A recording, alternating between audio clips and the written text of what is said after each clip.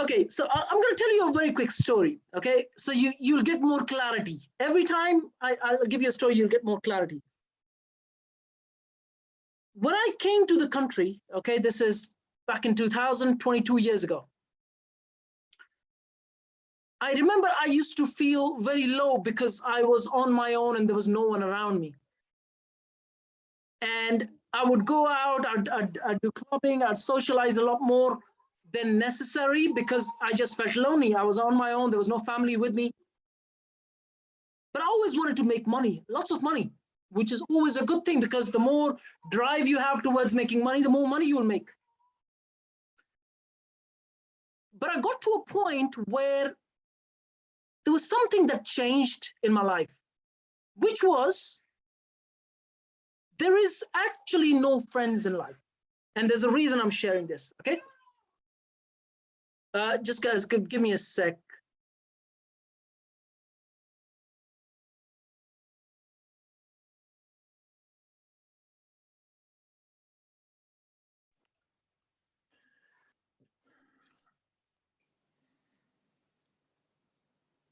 Sorry about that.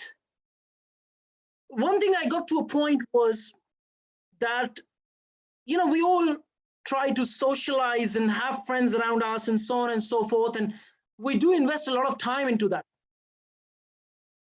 However, it got to a point where the more you understand about human nature, you realize that most people, and I'm talking about the rule and not the exception, most people are there with you because they want something, okay? So you don't have real friends unless you're lucky to maybe have one or two real friends, okay?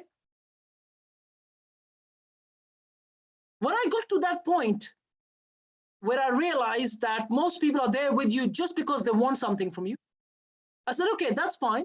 Nothing wrong with that.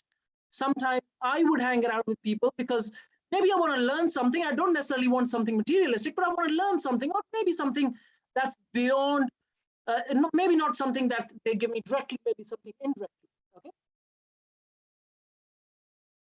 That was the point when I said, okay, I'm going to focus on myself as a person, okay? And when you start to focus on yourself as a person, the one thing that I think everyone needs to learn, and parents need to teach their kids right from the start of day one, which is every single moment of your life, every single moment, you're the one responsible for all the decisions you take. And there's nothing else that's beyond, it's almost like there's nothing that you can't control, okay? Most you can control, unless, like I said, if you get, remember everything that I'm sharing, I'm talking about the rule and not the exception, okay? So you can control everything in your life.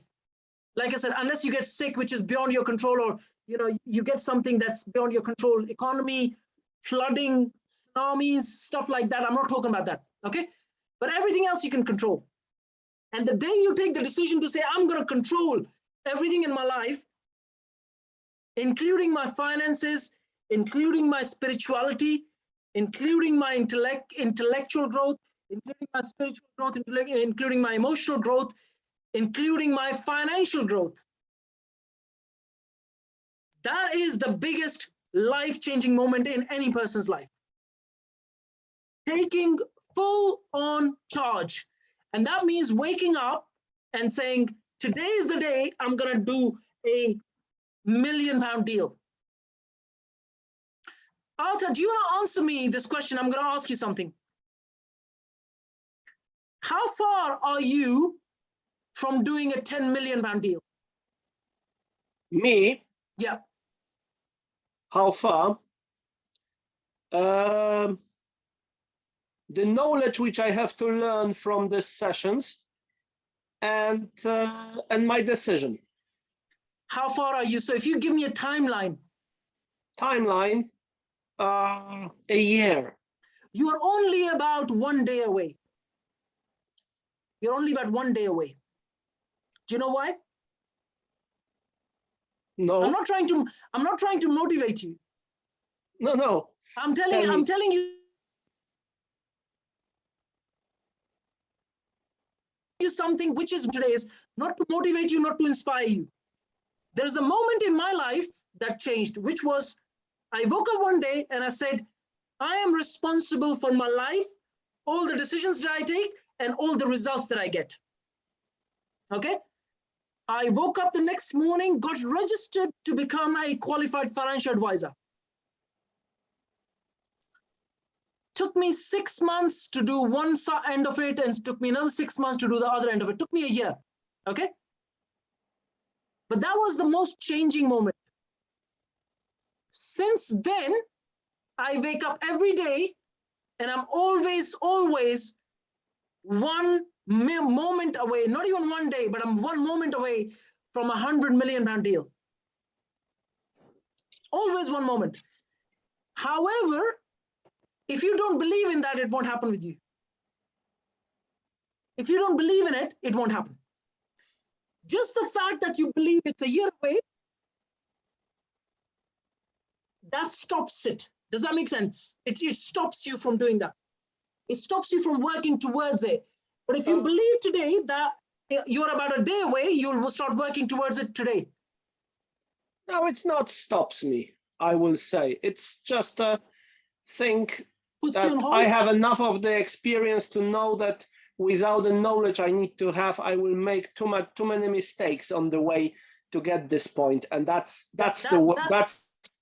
something which, this is why I said a year. I don't want to say that I don't see it, because if I will see it in some particular future, that's it. But I think having the progress, having the number of the things which I have to learn, having even your events and how many hours of them are, that I know approximately that it will take a year. Okay, here's a question for you. After watching all these sessions, do you think you won't make mistakes? Of course I will. So if you will, why not do it now? Because I will make them in a number which allows me to get this million rather than burn all the money which I do not have right now. If you take low appetite risks, you will not lose money. You will not lose money, because there are risks and there are risks. You can always start with low risk something rather than high risk. Okay? Why am I sharing this with you? Like I said, my aim is not to motivate or inspire you. I'm not here to pump you up. I'm not Tony Robbins. Okay? I'm here to change something which is the biggest factor when it actually comes to getting results, which is believing the fact that you're ready right now. You're ready right now. There's never going to be a time, irrespective of how much training, mentoring you get, that you will not make a mistake. It's just that with more trainings and mentoring, you make less of. You just make less of. Not necessarily that you won't make mistakes. Even after 20 years from now, you still make mistakes. Your moment is now. And why am I saying you are only maybe a day away from doing a £10 million deal? Is because you already have a structure in place that allows you to do that. This session is not about the structure. I'm just saying you already have the structure. Okay? Why did I share that I did a 4.1 million deal last year, doing a 2.5 million deal this month? And within that, I've done, in fact, 8 small deals in the last month. 8 small deals. Okay? 8 plus 1, in fact, 8 plus 1, 9 plus 1 more, 10. 10 small deals while I'm doing one bigger deal. The only reason I'm doing these deals is because I know, I don't just believe in it, I know that I'm ready right now, and that I'm still gonna make mistakes along the way while I'm doing them. I have another deal that's getting bid for 28 million, another one which is a 12 million, and another one which is a 1.3 million. We are getting offers on them. Okay? But like I said, the reason I'm sharing this with you is because you would never feel ready unless you start to do it today and make those mistakes along the way rather than waiting for it. And going back to the story, I literally woke up one day, I had an argument with a family member. I woke up, I said, I'm going to take charge. And I got registered to become a financial advisor. And then literally, I was sitting on a business that we decided to sell. I had bought that business back in 2006 and 7. We sold a part of that business back in 2009, 2008 or 2009. And I went on to buy another set of business, which was incorporated into what I had existingly as a separate business.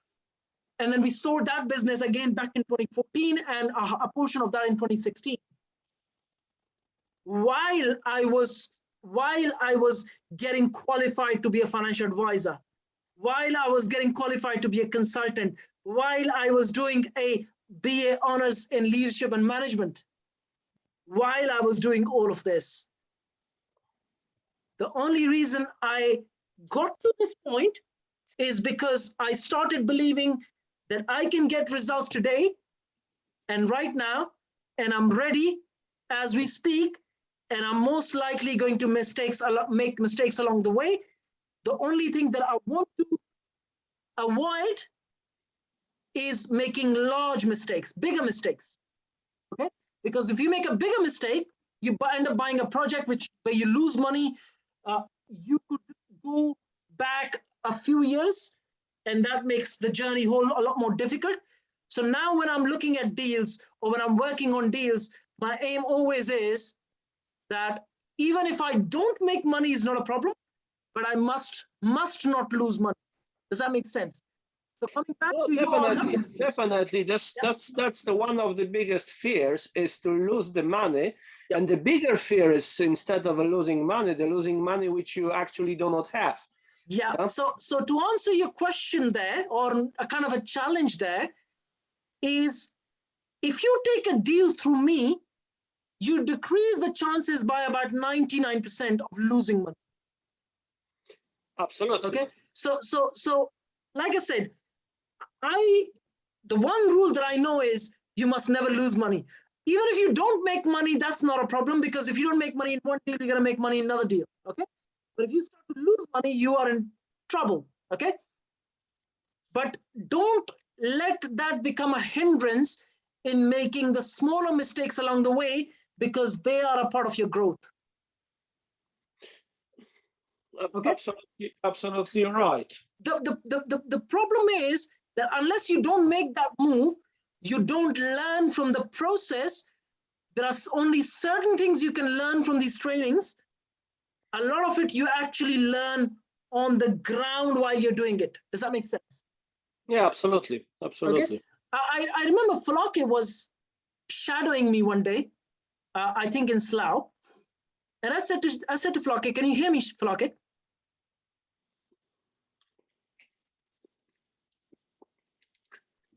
Yes, Jack, I can. I'm still on the road. I remember when you came to shadow me one day, I actually asked you a question. I said, do you think that I have all the skills to do 1,000 people event? And you said yes. And what did I say to you? Do you remember that?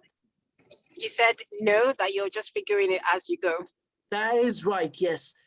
I personally do not have the professional skills. Maybe I do now, okay? But back in those days, you came about 6 months ago, if I can remember correctly. Yeah, it was last year, end of last year. So end of last year. So about 6 months ago, I would say I did not have the skills to fill a room with 1,000 people. And I remember even sharing that, it's like shooting for the stars and barely hanging on the moon. Do you remember that? Yeah. And at that time, there wasn't any registrations then, were there? I think we had maybe a few registrations. Yeah, maybe 50 or 100, yeah. Yeah, exactly. Yeah. We were at that point. And that is a prime example, and there's a reason I'm sharing this. There's a prime example that I did not have the professional skills to fill a room with 1,000 people. Yeah. I did that with now nearly 700 registrations, and I've only spent £200 on paid ads, just so you know, everyone. Only spent £200 in paid ads and filled a room with roughly about, well, when I say filled a room, we got 700 registrations there, okay? Now we have 700 emails extra in our email database. 700 emails. Yeah. That's not bad while I've only paid £200 in paid ads. Yes, I've invested a lot of time, but obviously this is all going to pay off long-term very, very easily. Okay. But why am I sharing this, Arthur? That the fact that only 6 months ago, I did not have the professional skills to fill a room with 1,000 people. I probably do so now. Okay.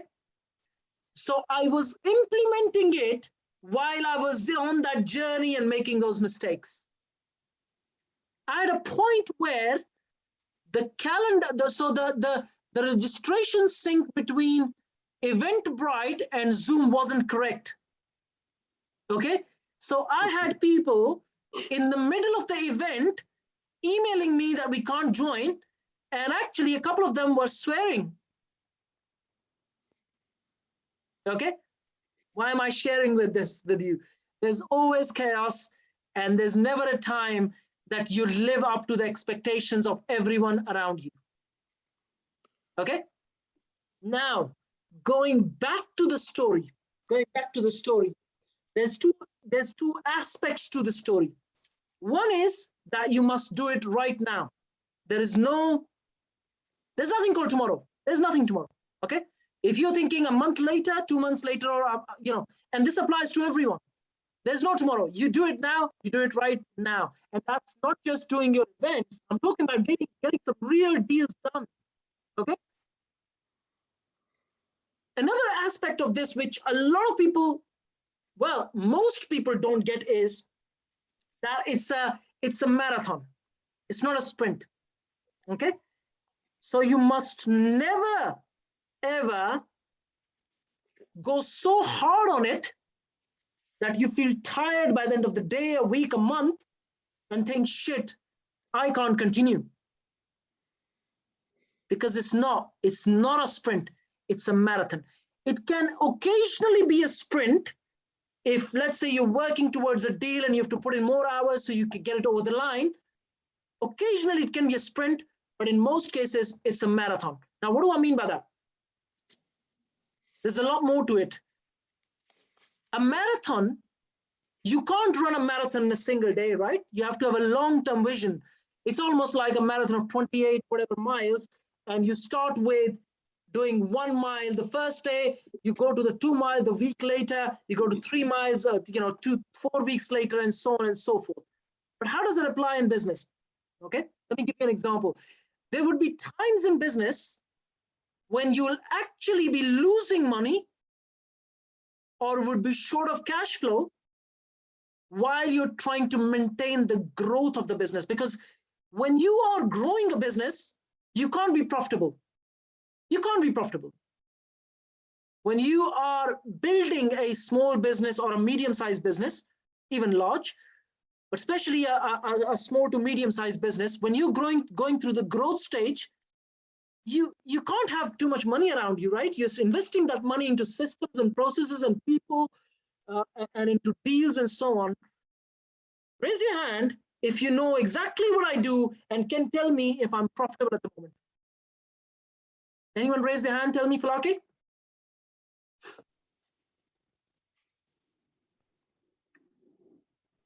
Sorry, the network was bad. What was the question? So now that you know the kind of projects that I'm working on, the things that I do, the income kind of have from different sources, do you think I'm profitable? When I say I am, that means the company is profitable?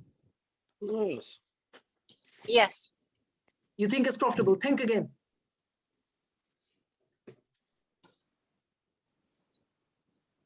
I still think so. Okay, so we are barely profitable. Barely profitable. Okay, why? I'll tell you why.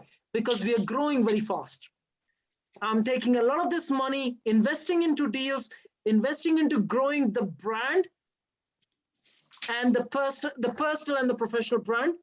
And we are doing a lot of deals behind the scene, which puts a lot of pressure on the cash flow, even though there's a lot of money coming in. Many months, there's more money that goes out than comes in. Okay. I have to keep a tap on the cash flow to make sure that we don't run out of money. Okay. If you come into the hotels, there's work going on. We're getting carpets changed. We're getting painted. We are changing lots of things in the hotels.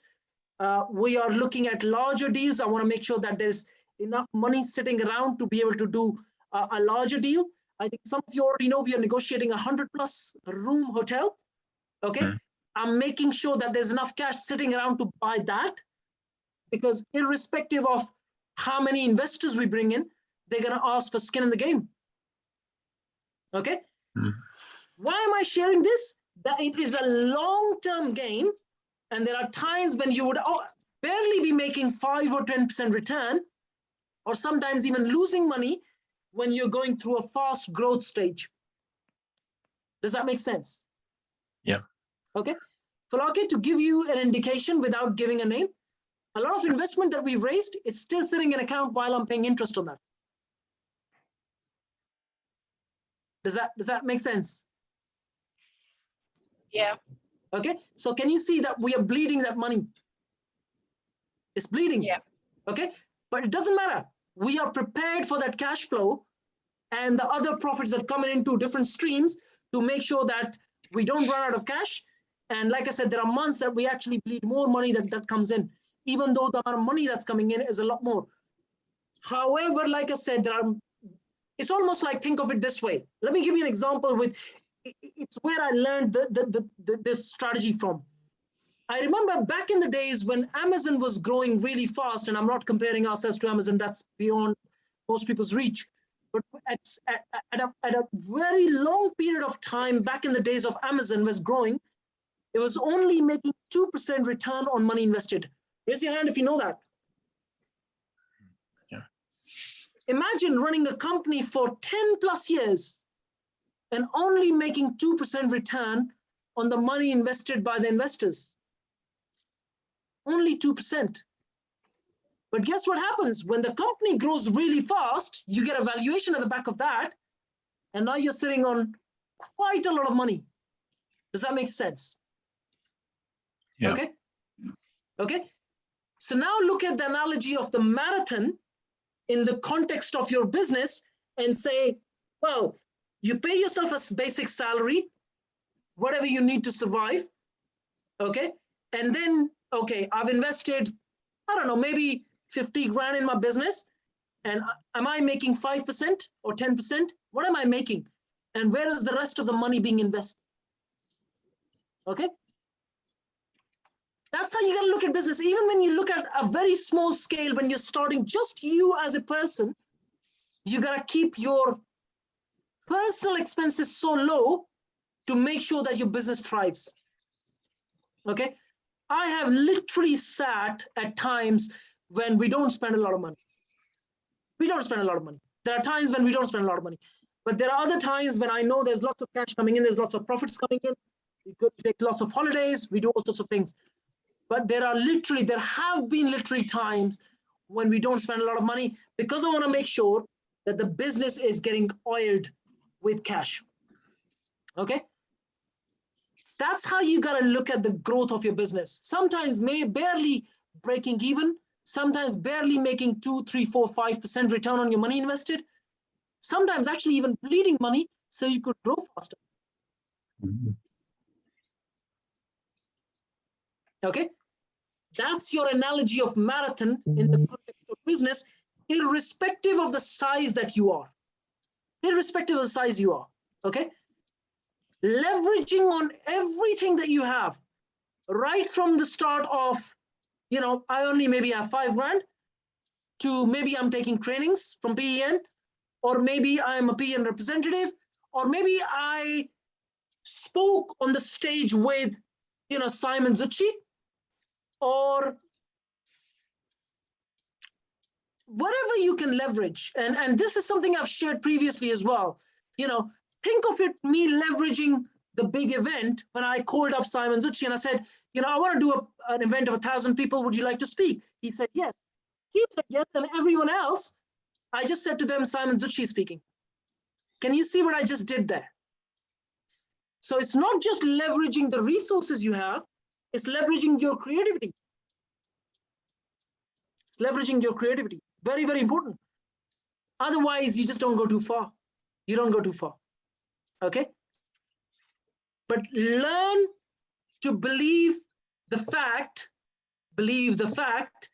that you are ready right now and that there's no other better time, and you're only one step away from doing a really big deal. And then while you are learning the marketing and the sales skills, while you're learning the hard skills of analyzing deals, while you're learning the hard skills of raising external funding, while you're learning the hard skills of making a deal profitable, while you're learning the soft skills of sales and communication and stakeholder management, while you're learning all of this, remember that you're ready right now and you're only one deal away from being financially free practically. Okay? And like I said, the aim of this session is not to motivate you. I know, even though it may seem motivational, but that's not the aim. The intention behind it is that the only time you will get there is when you actually believe that you're ready right now and you start working towards it. And then you work with it with a long-term vision and not a short-term vision. When you are working with a short or a medium-term vision, you tend to make wrong decisions, or sometimes I call them not necessarily wrong, but short-sighted decisions, which don't actually pay off long-term. It's only the long-term decisions that really pay off long-term. And what do I mean by that? It's almost like you're feeding your business more than you're feeding your personal lifestyle. Okay? You're looking at your business, like, for example, you might be working on a deal for yourself and thinking, what does this deal look like in the next, 2 or 3 years? Working on a humongous HMO like, Ali was mentioning earlier, Lavanya is working on. I mean, either she decides to sell it. I mean, I don't think it's a good idea to sell that deal. It's better to develop it and keep it. But imagine she develops it and keeps it. She would be sitting on $2.5 grand worth of net income every month. That's passive income. Ali, can I ask you this question? Hi, Jack. Yeah. So do you think it's a good idea to sell that deal, maybe make 200 grand in profits, or be sitting on £2,000 per month passive income for the rest of the life? Well, I think, yeah, it's taken her a lot of effort. I think she just needs to now go that extra mile, and that project is pretty much set for a good 20-25 years. So it just requires that extra push, and she's nearly there. But can you see? But can you see the question I'm asking? It has a short-term decision and a long-term decision. Yeah. And whichever you take, there's nothing wrong or right. But I can assure you that long-term decision would pay off many, many fold over. Yeah. Agreed. Okay. That's where most people go wrong. That's where most people go wrong. They exactly follow the same formula of taking short-term decisions and ignoring the long-term decisions. And the only reason we have been able to get to this point is in the last 12 to 13 years, I don't remember taking even one short-term decision, not even one. Every single decision has been able to help us to get to this point where now we are literally at a point of researching. Well, when I say researching, I've been doing research for the past few months. We are now about to launch our own property cryptocurrency. Okay. So when you see, when I was saying that we take long-term decisions, there is investment about to go into that as well. Okay. So we will be launching something along the lines of a digital currency, property focused, very, very soon. Okay. But like I said, the only reason we've been able to get to this point is because none of my decisions for the past 13 years have been short-term. They've all been long-term, not even medium-term. I'm not interested in a decision that's going to help me in the next 12 months. I'm interested in a decision that's going to help me in the next 5 to 10, 20 years. Okay. That also means that there are lots of times when there's a lot of short-term pain. Raise your hand if you know what I mean. When you take long-term decisions, you have short-term pain. In fact, in most cases, when you take long-term decisions, you go through so much short-term pain, it's almost unbelievable. Okay?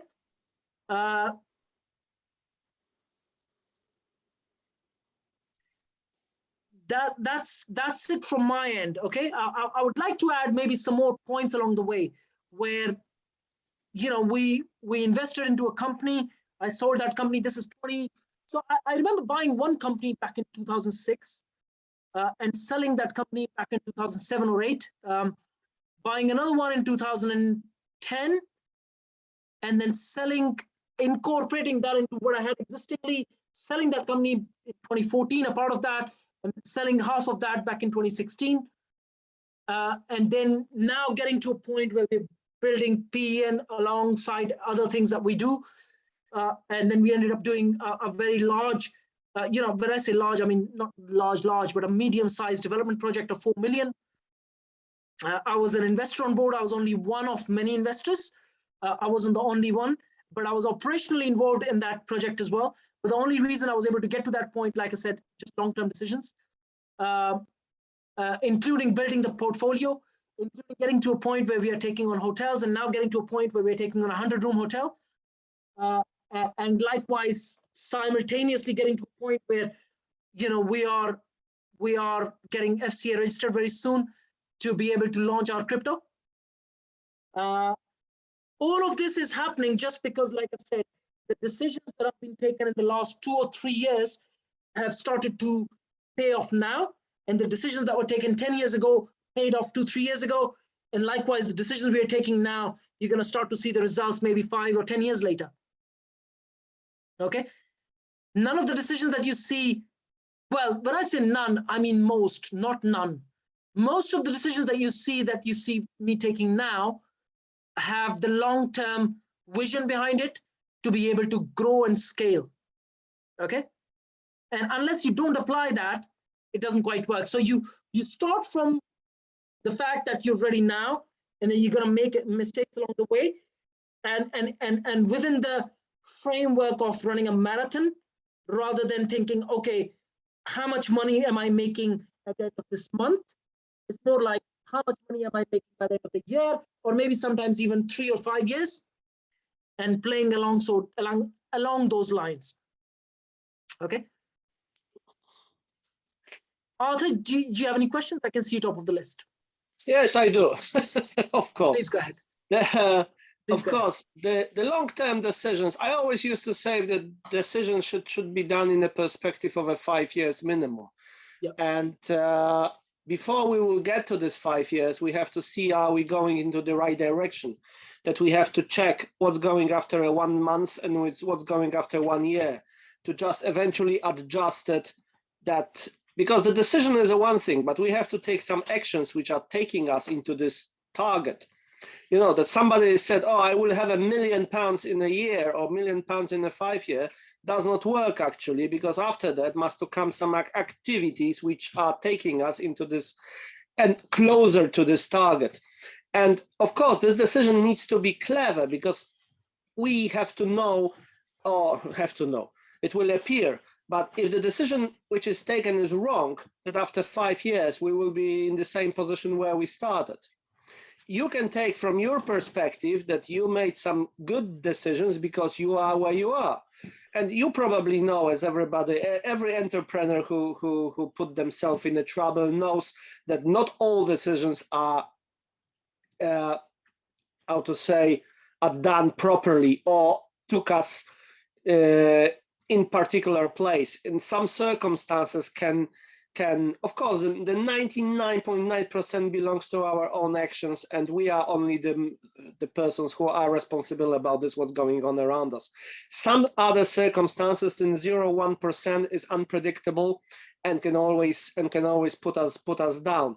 But the question is now that, you know, trying to avoid the wrong decisions, because when you're young, let's say, this is like driving a car. When you're 20 years old and you got a BMW with a 300 horsepower engine, you driving like a maniac in the most of the cases because you don't have a fear, and you don't have a fear because you don't have an experience. It means you never hurt yourself in the sky, you never have an accident, you think that you are unstoppable, and probably nobody can kill you.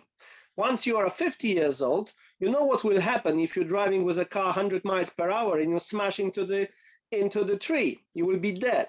And this is the big fear, in my opinion, which stops a lot of people to making, because we need a little bit of a risk in this decision. This risk can be, of course, properly balanced, but my own experience is the more I learn about the properties, the more I am conscious that I less know, really. Okay, so there's two things you're asking here. There's two different things you're asking here. One is that, yes, the more you learn, the more you realize you don't know. That's true. But like I said, there's no better moment than to start right now, because you're going to make mistakes, okay? Of course, that's for sure. To your first point, okay, which is actually a major point, okay? If you look at a child, okay, and you see them always happy, right? Mm-hmm. The more they grow, the more you see them every now and then sad, right? Yes, no? Yeah, absolutely.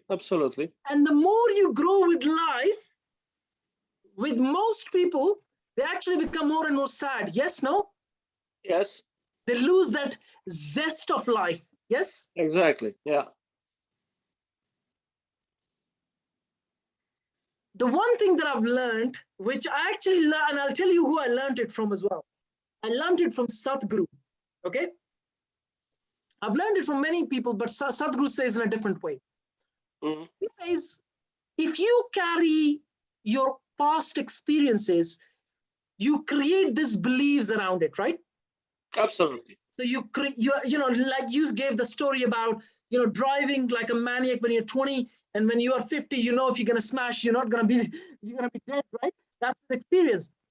But when you go through this life experiences, you create these psychological connections, and you carry those connections with you, which helps you create a set of beliefs, right? Yes? Yes. Those set of beliefs that you create are actually your cages. Exactly. And if you create those cages for yourself, you can't fly. Yes, no? Yeah, absolutely. So every time when you find yourself saying, I believe, that's your cage. Yeah, that's true. Taking you back to your point of fear. Okay? When you take risk comes in on three levels, right? There is the low risk, there's the medium risk, and there's high risk. Okay? Mm-hmm. Every time when you're making a decision, you got to be aware of which level it is at. And then you check your own risk appetite. Which risk appetite level are you at? If you go and see a financial advisor at any given time in your life, they ask you a set of questions and they tell you your risk appetite level. Okay? Mm-hmm. When you are taking an investment decision, try to match that your risk appetite with the investment decision that you're taking. Because that way you will not feel this. It's almost like you will not feel that you're in a cage. You will feel that freedom. Does that make sense? Can make sense, yes. Does that make sense? Now, I am not asking you to change your risk appetite as yet, okay? You will learn that over a period of time. Initially, when you're starting out, it's pretty difficult, okay? But over a period of time, when you start to invest in different fields, you need to learn how to increase your risk appetite. Because if you don't do that, again, you're restricting your growth. Does that make sense? I will put it the other way around. I have a very high risk appetite. The problem is that the knowledge which comes with it, plus the knowledge of this, what I do not know, plus the experience makes, because every structure we have to put into the reality, which are circumstances of finances, time, knowledge, everything what is around us. I know it's a multi-level task. It's not just a, X, Y, Z. It's everything together. So what you just shared, Arthur, is a set of beliefs you've created, and you've created a cage for yourself. Does that make sense? Yeah, absolutely. I know about this. The question is probably how to get rid of it. And only one person who can get rid of it is me, nobody else. The way I look at this cage, or I'm not saying you, it applies to most people, okay? The only way to do it is by putting more effort in. And I'll tell you what do I mean by that. Let's say if I was looking at a development deal, okay? And I don't want to take a very high risk because I just don't have the money to lose money. Am I right? Yes, no? Yeah. So I just don't have the money to lose money. I will just put in more due diligence and effort into that deal to make sure that I don't lose money. Sure. Okay. And the more effort you put in, the more habitually you are disciplined, the more you'd be able to release from this experience and the fear that you have behind the scene. Does that make sense? Yes. So it's almost like you're using your effort and your due diligence to get rid of this fear which is within you. It's nowhere outside. That's the way I would do it if I was you. In fact, that's the way I do it anyway.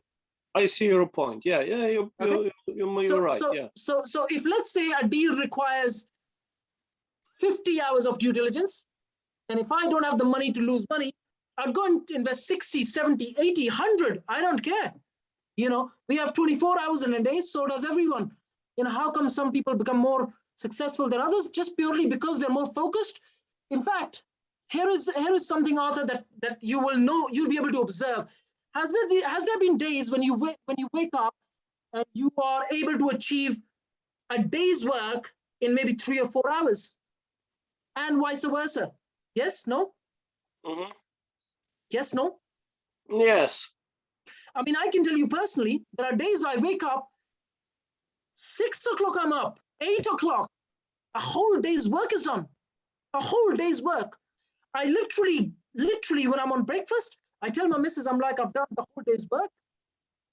And there are days when I would literally spend the whole day and tell my missus, I've not even done 1 hour work. How come? Why?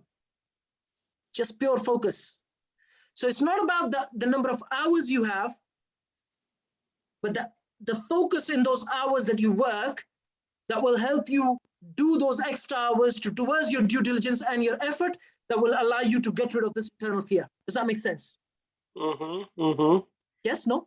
Yeah, I see your point. Okay. Yeah. And that's the way I do it. It's not something that I'm sharing with you, out of the ordinary. That's the way I do it. I mean, if I'm scared of investing somewhere, I would go really hard. I would spend more time. I would do more research.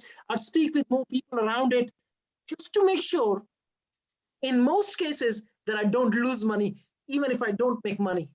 Okay? Yeah. Okay? And I can assure you, most deals that I take, I make money day one. Okay? But that's because I've done it so many times that I'm super comfortable taking those risks now, and I've kind of got rid of this fear that even I used to have back in the days. Okay? I just don't have it anymore. In fact, I look at life in a slightly different light. What's that? The confidence you have because of the experience and quite successful track, it helps a lot. That once everybody do the first deal, which is successful, will probably the hardest is this first step, and to make the first deal, which needs to be successful. Because if the first deal will be unsuccessful, it's like going back to the very start. No. Here is a couple of things that I use on myself. Okay, a lot of people tend to think losing money is a disastrous thing. I don't think it is, and I'll tell you why. We come into this world with no money, Arthur, so we have nothing to lose. What have we got to lose? What have I got to lose? Nothing. Whatever we make, whatever we have, we're already in positive. Okay, So this is again a spiritual perspective or a spiritual way of looking at it. But we don't come with nothing. So you actually have nothing to lose. If you lose a little bit of money, you've probably made it in this world anyway. And there's no harm in doing that. Obviously not consciously losing money, but you know what I mean, right? When you're taking a bit of risk, there's chances you lose money. But you know, we don't come with no money. So the whole concept of losing money doesn't make sense sometimes. No, Okay. Yeah. This is not really about the money, because the money is the natural results of the effort and it picking up the right decisions. That's Yeah. If somebody is focused only on the money, they will never get this money. They'll never get there. They'll never get there. Yeah. And like I said, the way I do things is like literally I would put deadlines on everything, and there's a reason they're called deadlines. I just put deadlines on everything I do, like literally hardcore deadlines. I mean, I can tell you now, for the 100-room hotel, even though we are negotiating right now, taking these hotels have been so painful. I can tell you that now. I am not going to be able to take a 100-room hotel anytime soon. It's going to take time, unless I'm lucky and we complete one in 6 months or whatever. But I have a deadline. Do you want to know the deadline? 2025, end of 2025. So I've given myself 2.5 years of taking a 100-room hotel. I could do it in 6 months, but that would be too hard, because it would be psychologically too hard, because if it doesn't happen, I'll be killing myself, right? So I've given myself an extended life timeline to make sure that I achieve this goal by the end of 2025. Okay. Coming to the very start, you said that it will happen tomorrow. No. The hell it is. No, okay. I am joking. Okay. So you know what I mean, right? It's not that straightforward to explain. Yes, I'm ready today, but I know that the kind of legal hurdles we've been facing for the past, well, a few years now. I find that when you start to take on a bigger deal, the legals would really be the biggest challenge. And I want to leave enough time thinking. I don't want to be thinking, okay, by the end of 22, I want to have, a hotel, and it doesn't happen, and then I'm psychologically suffering due to it. No, but I've given myself enough timeline. Likewise, I've given timelines on other projects that I'm working, and that does keep us in check. Okay, sometimes we don't meet the deadlines, but it keeps us in check that every day we are taking a step towards it. Does that make sense? I think the deadline is highly important. Without the deadline, we are not able to accomplish many things. Yeah. That's one of the targets. You probably know the guy, Jeremy Harbour. He's got a Jeremy Harbour club. I know Jeremy Harbour. He spoke at our event, yes. And he's got a very, very funny techniques where he always mentioned you sit on the table and nobody leaves the table before the deal is done. Of course, we are thinking about the simple things, but it's a great techniques, because the more times it takes, the whole energy and the people involved in it, they start to have a question themselves. They start to talk with people around it, and this is all melted. And it's getting harder and harder, in my opinion. It is. Yeah. The deadline is probably one of the 3 most important part of the whole deal. It is. And again, like I said, it's not just about that, but it's the drive you got to have behind it, making sure that you're not double-minded. You don't have even a 0.001% hesitation, and that you're 100% sure about the deal. And then you really go in with thinking, I'm going to close this deal. I can tell you now, I'm working on a deal which is the 21 bed, and I have been emailing my solicitor. In fact, I emailed my solicitor yesterday saying, happy to pay you extra to speed things up.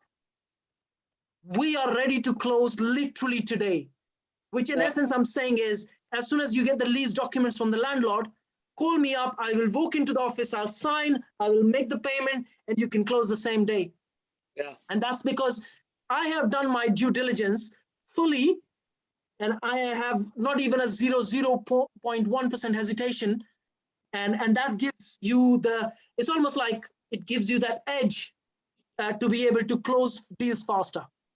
Very much so, and it brings the right energy into it, and this visualization of this picture, it's with the right amount of the energy on the right frequency, gives you the chance to accomplish things. It does. And It does. putting It does. putting this in time, it's always going against the good projects. I was involved in the off-roading trips, and when I did have my clients with me, for example, on the Sahara Desert, and I am telling them, okay, the next trip we're going, let's say wherever, to the jungle. Everybody goes. The 5 days later, not only the half of them goes. Then the next weeks later, oh, we forgot, we have to go with the kids for the Hollywood somewhere on blah, blah, blah. There's only 2 left. And after a month or 3, yeah, I spoke with my wife. She wants the new kitchen. No, not this year. And from 20 no people, one is coming. Yeah, from 20 people, nobody goes. That's what happens with business as well. Most people, they start their January and they have these goals. And by the end of January, 80% are gone. And the rest of the 20%, the other 10% disappear in the next month or 2, and only a very small percentage are left. And you don't want to be that 90%. You want to be that 10%. That's all. That's all. I discovered that's the level when it's happening. That's the level when I call it when you don't need a motivation. It means external motivation. You don't need motivation. You are so convinced that yourself wake up before the alarm clock, yourself going to do the things before breakfast. You don't need anybody to push you to do it. And this right energy level that you know that it's gonna happen. You create this picture, you're going to do it, and that's what we're talking about. Because that's what the motivation, it's not really necessary unless you're absolutely convinced that you know what you're doing and how you're doing and you want to have it. No? It's my point of view. Every now and then a little bit of motivation doesn't harm, okay? But yes, you're right. You don't need motivation. If you need motivation, you shouldn't be doing business. Exactly. I'm going to move on and ask if anyone else has any questions. Shani, do you have any questions?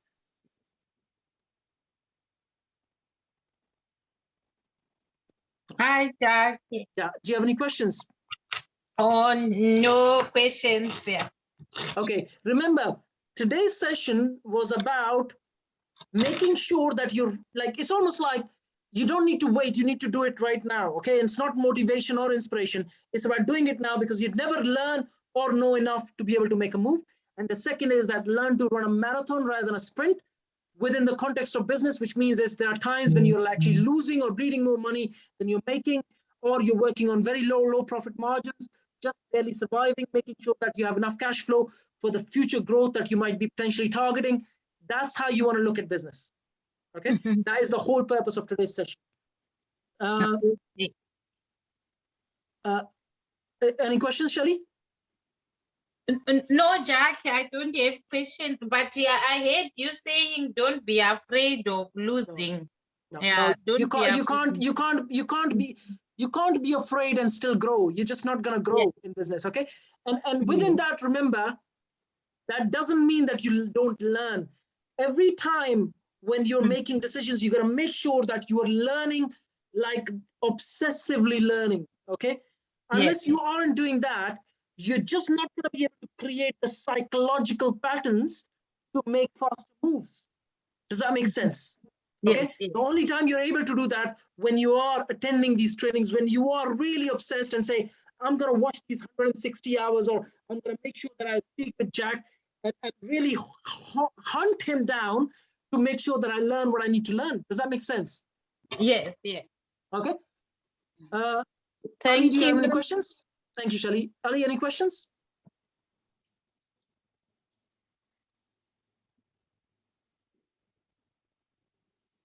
Not sure if hello. Yeah. Hi. Sorry. Hi. Yeah. Yeah, Ali, any questions? No, I think that's useful. Yeah, I think the challenges at the moment is just sort of property market is a little bit tough. It is I tough. guess- I must say, it is tough. It is definitely tough. We've been viewing properties that just it's a buoyant market, man. I have not seen a buoyant market as this. Well, I remember 2007. It was really buoyant back then, but this is something else. This is beyond what you saw in 2003, 4, 5, 6, 7. Okay. Yeah. Yes, we are in a tough market, no doubt. But I guess you just have to kind of have a strategy and plod along and Keep pushing. Yeah, keep pushing. It's a numbers game. The more agents you ring, the more landlords you ring, the more deals you talk about, the more you're likely to get one. Okay.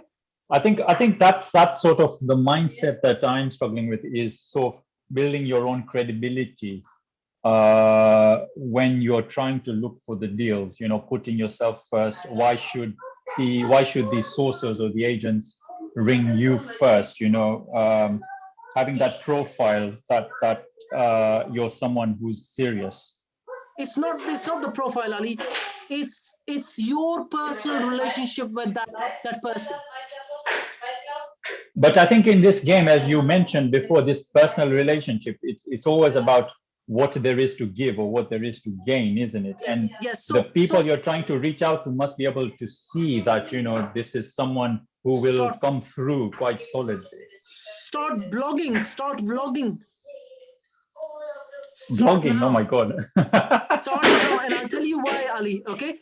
When you will look back 6 months later, when you look back 12 months later, or 2, 3, 4, 5 years later, you would have blogged or vlogged, depending on what you like, and people would start to actually trust you. And what can you share in the blogs and vlogs? What you're learning here, the story that you're going through, the challenges you're going through now, share about them. People will watch, listen, read. And I promise you, one of the best ways to learn is to actually go out there and share with people. Yeah, I think with that, I think for me, one of the fear factors or restriction is being in that social media space. So putting yourself out there to people who who might start judging, saying, look, what is this guy doing? He's already a professional. Now he's doing things that are totally unrelated. Those are the things that sort of limit my mindset with, going on social media and talking about my property life kind of thing, this extra career that I'm trying to look into. What I'm about to say, you would already probably know, okay? Do these people pay your bills? No, but they must be thinking this guy can pay his bills. Why is he looking for things out there that are just not needed? Here is something I've learned, Ali. And I will put it on me first, so no one feels bad about it. I don't know one person in this world who knows me well enough. Okay? Not even one. Can there be another person in this world who can know you as well as you know yourself? Can there be a person? Less likely, right? No, yeah, you're right. Do you ever need to explain yourself to anyone in this world? Yes, no? No. If they don't pay your bills, if they don't understand you, and you don't need to explain, why do you care? Mm-hmm. I hope that makes sense. Yeah, fair enough. Okay. And I'll tell you why I'm saying that. If you ever run a paid ad, okay, you will get criticized more than you can ever imagine. And unless you don't learn to ignore that and create that thick skin, you're just not going to grow. Not going to grow, Ali. You're just not going to grow. And I mean, not just business, but as a person as well. Mm-hmm. Okay. I do not care what people think. I've literally had people swearing at me, arguing, all sorts. I see this all sorts almost on daily basis. Okay. I had one cleaner come the other day. She's worked, she's been paid. She starts swearing at me. And that's because I sent her a message saying not acceptable, not turning up on time. And she said, well, I was on the door. No one opened the door. So why didn't you message me? Oh, I forgot my phone. Good. When you got home, why didn't you message me? Well, it's not my job to message you. I said, do you think it's my mistake? She said, yes. Okay, then you can leave. And she starts swearing at me. Fair enough. I see all sorts. I see all sorts. I have run ads where people have criticized. I'm a brown man in a white world, white country. Okay. And believe me, I have seen everything that you can imagine under the carpet, from people swearing and calling me all sorts. I do not give a shit, because unless you don't create a thick skin in business, you're just not going to grow. Okay. Fair enough. I guess I need to distinguish between putting yourself out there and professing. You know, if you're professing yourself a little bit. I know what you mean. Yeah. You know, here's what I do. Look, I got a lot of money or whatever. Look, invest. Kind of, you know, just having that right balance between professing who you are and actually showing what skill sets you've got. That's the trick. It is. In fact, I actually had someone on Instagram create multiple posts about me and criticizing what I do. And this guy is actually, his name on Instagram is synonymous. So I reported it to Instagram as well. But he's got lots of posts criticizing me.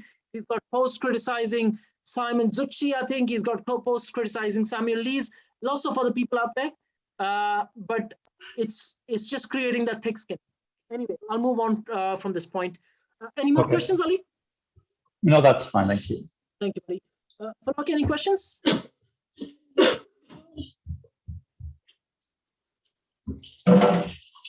I'm fine. Thank you, Jack. I don't have any questions. Lavanya, I know you joined late. Do you have any questions? No, I'm fine. Thank you. Thank you. Sorry. Lavanya, any questions? No questions, Jack. Sorry. All right, guys. Have an absolutely amazing rest of the evening.